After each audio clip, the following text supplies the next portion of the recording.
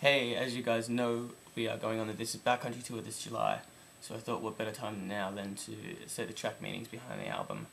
This is Backcountry, and yeah, let's start at the top. First is the title track, Backcountry, and it's inspired by a book by Hunter S. Thompson called Fear and Loathing in Las Vegas, which is one of my favourite books of all time. And there's a line right at the beginning of the book where everything's about to spiral into, anarchy, and all their ideals and the pursuit of their morals and stuff just goes to shit. And they say, we can't stop here, this is backcountry. So I thought that would sort of be, a cool introduction to the body of work. And yeah, we explored the musicality a lot more on this album than we had in previous efforts, and I think this track is an indication of that. It starts off with like the western riff and stuff like that, and sonically sounds that you aren't used to hearing, stuff that we've done. And I think I also told a story in a lot of the songs which I'd never really done too much before, and this is one of those songs. And yeah, it's the first time I've ever actually wrote to fans, and the line is "You amaze me," which is sort of like, thank you and a shout out to you guys who make everything possible.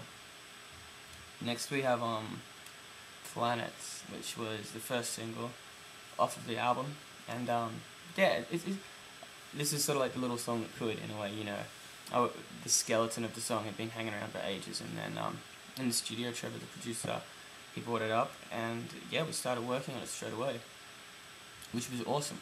And yeah, it was just great. It was coming together so well, and I really wanted this Queen sort of sound on it with the harmonies and stuff like that. So that worked together, and then the guitar riff and everything just started falling into place once we were in the studio doing it.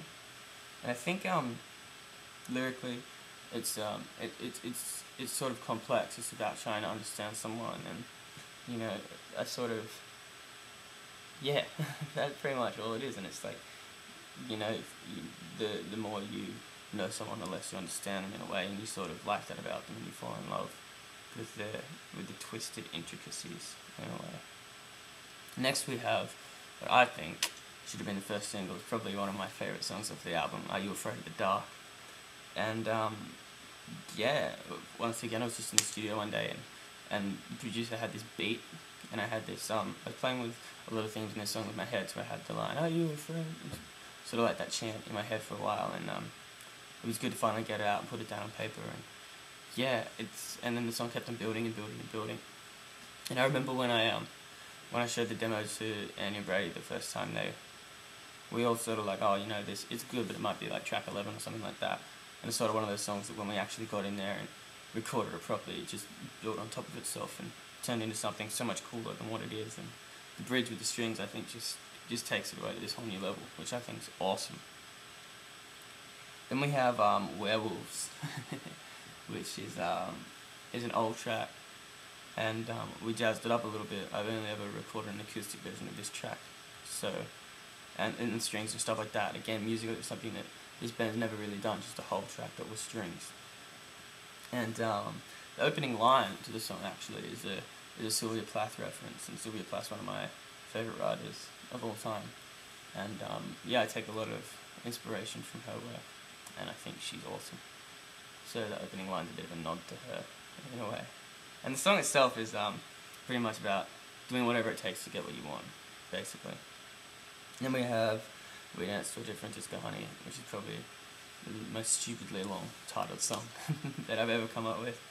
And this was kind of the first song written for the album. It was really Billy Idol inspired, and yeah, it's sort of like, lyrically, it was my statement to the music industry, and the song just sort of set the tone for the whole album in a way. And the statement to the industry was, we had a lot of criticism for the last album, so it's like, we didn't really care about that. We're doing our own thing, and we're doing something we believe in, and there's a lot of other people that believe in it, so we're just going to keep on doing it, and we don't really give a fuck. Then we have Heartbreak Made Me a Killer, which is personally one of my favourite songs on the album. I think it's so cool, and I think it took us to a whole new level, this song, and just, I don't know, I loved it. I wrote it in a hotel room after we were doing promo for a really long day, and it's sort of like a love song gone horribly wrong, and it's got the metaphor. Well, I obviously don't really kill people. That would be the metaphor, and yeah, for me the song's sort of like, there's two ways you can go about that when things go sour, you can either go sulk about it, or you can, you know, do something about it and get even. So that's sort of that. Then we have Wendy, which is pretty much a straight up love song. When I was on tour, doing the last album, I think I played this song a little bit, and it's kind of cool, you know. It's the Peter Pan complex inside of me, where it's like, you know, if you got rid of money and you know, all these things that complicate a relationship, you just had the bare essentials, then things would be perfect in a way, you know. So it's obviously an idealistic song. I think we have Sweet December, which is, you know, an old song, and there were a lot of things that I couldn't really experiment with writing-wise on the first album that I get the chance to this time, and one of them was being away from home, being on the road all the time, so I thought I'd write a song about missing home, which you do when you're on the road. Then we got Ruby Red, which is it's another narrative, sort of Beatlesy, which I think is kind of cool. We used a lot of piano in this album, which is something I was really happy about. It's sort of refreshing to move away from just the dynamic of drums, bass, and guitar, which we did on the last album, and now, you know, sort of branch out more with the musicality side. And yeah, this song has got my favourite line on the album, which is, "Well, dark colours that paint me black and blue," and that's like, to me, that's sort of like, you're accepting your fate, and we are what we are, so we may as well go down, all guns blazing. Then we have Jack the Ripper. Now, originally on the album there was a song called In My Hands, which ended up being one of the B-sides. And I never really particularly liked the song, and they kept on telling me, you know, well, it's on there until you come with something better. And then the boys were away for recording when I was in Sydney, and I was doing vocals, and they were in Queensland, and then I came up with the idea for the song, and we threw it around the studio, and the producers liked it, and I loved it. So yeah, the boys flew back, and then we recorded the drums, we recorded the bass in, I think it was like the 3rd or 4th studio we used this album, and it just came out awesome, I think, and yeah, it's got this cool swagger about it. Then we have Die Young, Stay Pretty, which is what I originally wanted to call the album, actually, and you know, I love the dynamics in this song, and this album really just gave me an opportunity to explore how far we actually could push things. So we went and we did things like recording strings at the Opera House and stuff like that, stuff that bands don't really get the chance to do.